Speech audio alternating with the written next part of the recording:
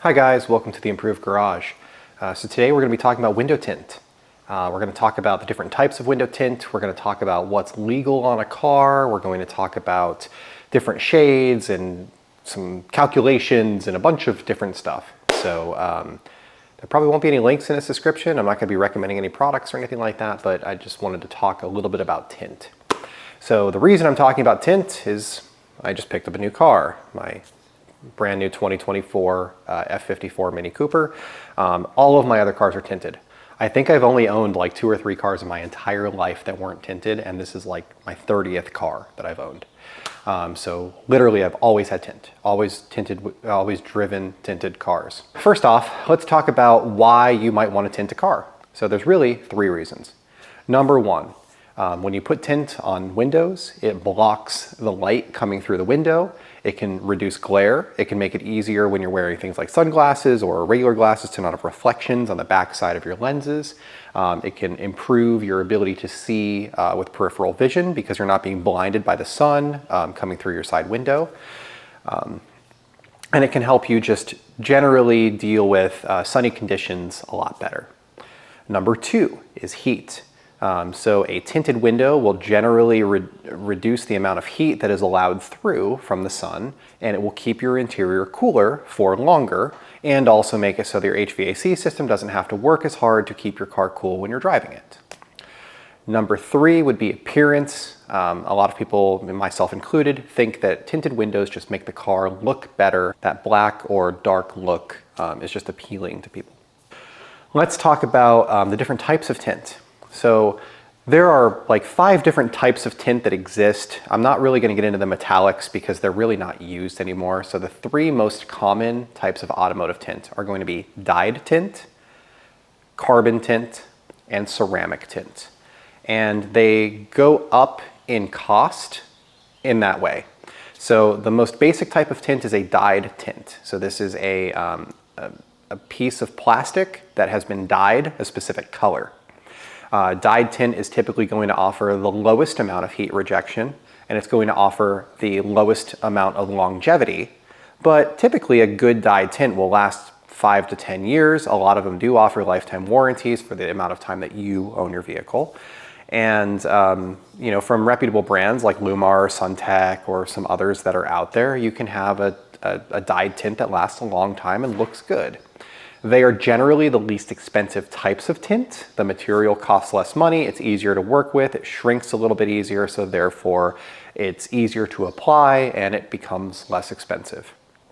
The second type of tint is a carbon tint. So this is tint that is impregnated with pieces of carbon, and the carbon allows the tint to have better heat rejection. It allows the tint to have better heat rejection. It allows the tint to maintain its color for longer. Most carbon tints are going to be a 10-year tint at least. A lot of them will have a lifetime warranty, but it's going to be a little bit more expensive. As you know, as the quality goes up, so does the price. The best type of tint is a ceramic tint. And a ceramic tint is tint that is impregnated with pieces of nanoceramics or ceramic film, and that ceramic blocks a lot more heat and has a lot more color stability over time, and therefore it is the most expensive. So when you're looking at a car like this, you could expect to pay about $300 for dyed tint, and you could expect to pay somewhere in the $500 to $600 for a ceramic tint. That's a pretty reasonable price. Depends on the tint installer, depends on how reputable the company is, it depends on how many windows are on your car. This is actually a pretty easy car to do. You know, there are a bunch of small windows, the back is split in 2 doors, so you don't have to shrink the back. It's easier car to tint. The front windshield is a little bit of a pain in the butt. It's got a big curve to it, but. All right, so next we're gonna talk about the shades of tint. So usually when you're buying tint, you'll go into the tint shop and there'll be this piece of glass on the wall and it'll have a bunch of tints and it'll say 90%, 70%, 50%, 30%, 20%, 15%, 5%. So what does that percentage mean? Well, that percentage is the amount of light that is allowed through the tint. So what that means is if you've got a tint that's 70% and you shine a light at it, 70% of the light is going to be allowed to pass through it, and the other 30% is going to be blocked. If you're looking at a 20% tint, it's going to allow 20% of the light through, and the other 80% is going to be blocked.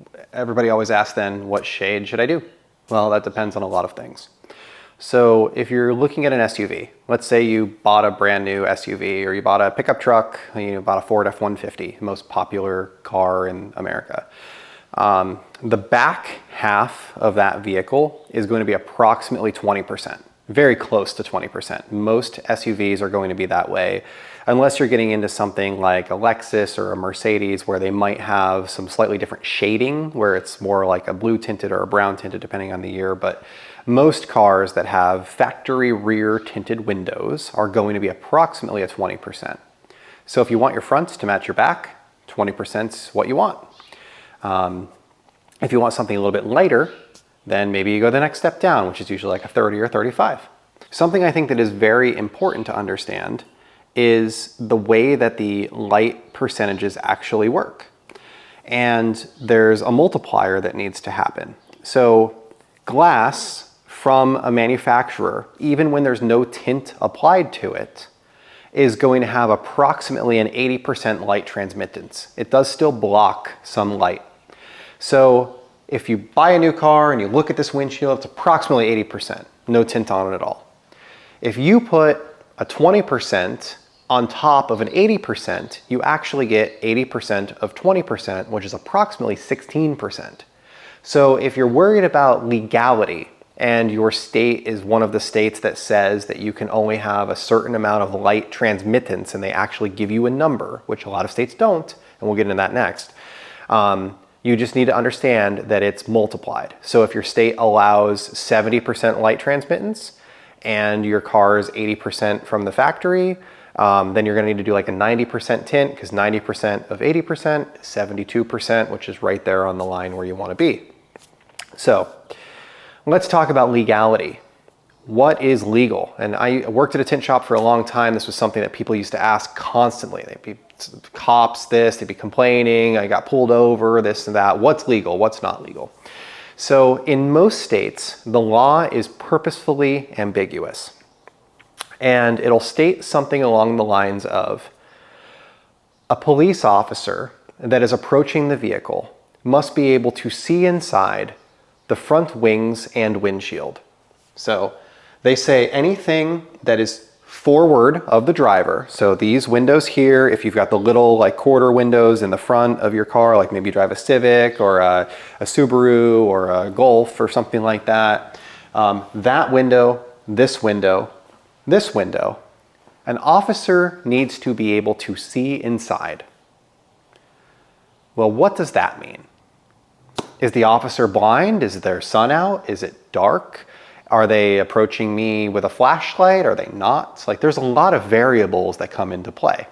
And they do that to give the officers leeway to make decisions on whether or not the vehicle is actually safe. So what I have found in driving with tinted windows for a long time, having multiple speeding tickets in my life, and never having a problem with tint is this. If you show respect to the police officer that is pulling you over, and that you actually care about their safety and their livelihood, then they generally are not going to try to jam you up over something as minimal as tint. So when I get pulled over, if it's dark, I turn the dome light on inside my car. I roll down all of my windows so that the officer approaching the vehicle can see me. And when they come up to the vehicle, if they ask me about the tint, which they never have, I would be honest with them. But at the end of the day, all they want to do is go home to their family. So in some states, they're going to say, your lights need to allow at least 70% transmittance. And police officers in those areas will generally have something like a light meter that they will come over and they will stick on the window, and it will actually measure the amount of light that can go through. Just remember that any tint that you apply, you're going to get about 80% of that number. So if you have a number in your state, then you should know that. But your tint shops are going to know that too. In Pennsylvania, where I grew up, it was an officer approaching the vehicle needs to be able to see inside the windows. And like I said, I never had an issue with it, but there were plenty of people that did. They would come in, they'd be complaining about the cop. This guy pulled me over and I can't believe he's making me pull my tint off. And you could just tell by their general demeanor and attitude, the kind of attitude that they gave the officer. And, you know, maybe that's unfair. Maybe I'm being on the side of the police, which I'm actually not.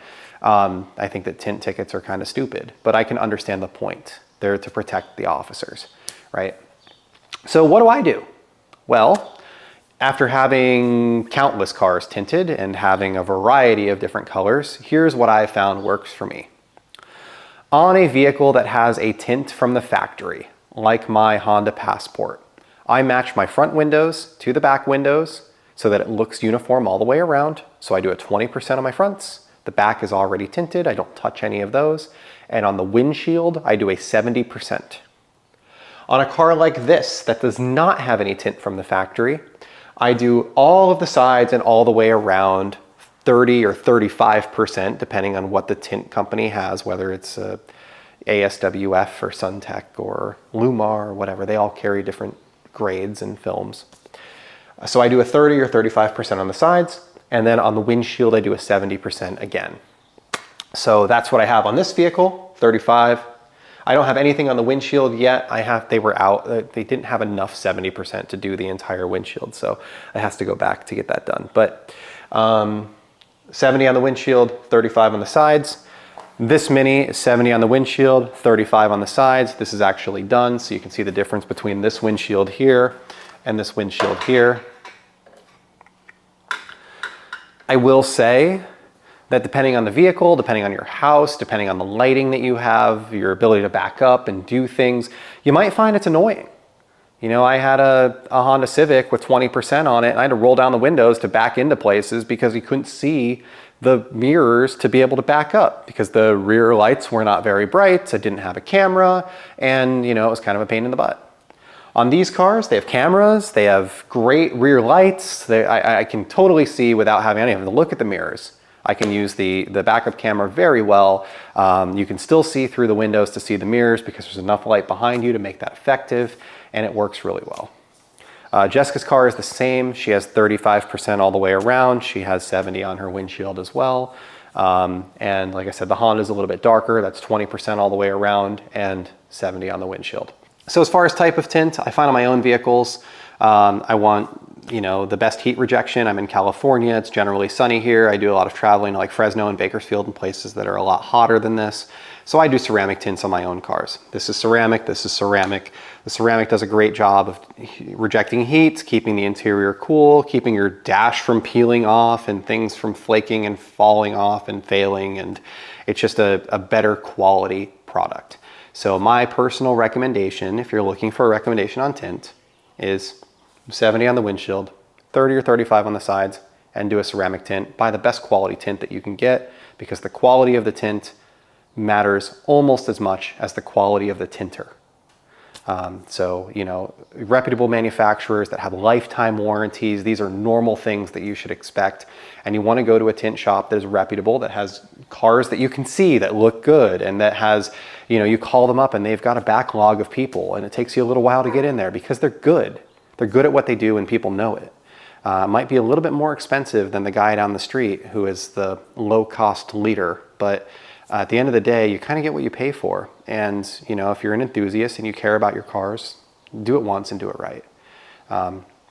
So anyway, thank you for watching. I hope that you'll subscribe, and I'll come back and show you the tint when this is completely finished. Like I said, right now I've got the 30% all the way around the sides. I don't have the windshield done yet, but it will be done shortly.